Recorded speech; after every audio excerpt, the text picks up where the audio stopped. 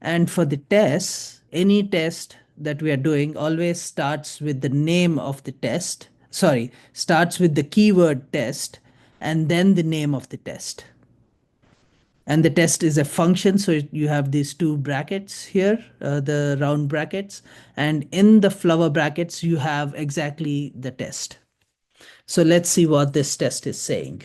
This test is saying, let datum, you're assigning the datum and you're giving it an owner. So that means this is a verification key hash. And how do I know this is a verification key hash? Because we defined the datum as a verification key hash.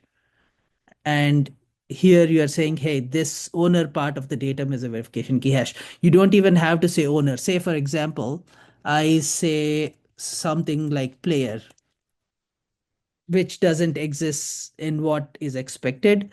My understanding is that this test will fail because of this. Yes, I agree, but it's the wrong one because this actually is a failing test.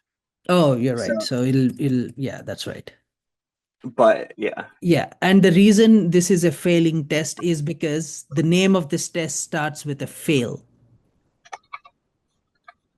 right here, fail underscore, and then the name of the test. Yeah. But if you say success or anything else, or if you don't even use the word success, oh, what was that? Uh-oh. And if, yeah, you could use any other name as long as it doesn't start with fail underscore. Uh, this is meant to succeed. That's how the test understands it. Okay. So we said the datum has an owner and we gave it a verification hash. And then we are saying the redeemer has a message called the hello world.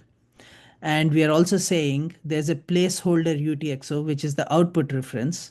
And why are we giving this output reference? Because in the spend, you have to give all of these guys. For the test to even start, you have to make sure that all of these values are given to it. And that is what we are doing. So first we are giving it a datum, we are giving it a redeemer, we are giving it a placeholder UTXO, which is the output reference. And the output reference has a transaction ID and an output index.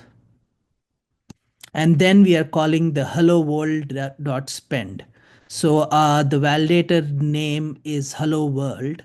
And when you want the validator to be called, you say hello world dot spend, like you see in the test. Hello world dot spend, and you pass in all the things that we defined right here.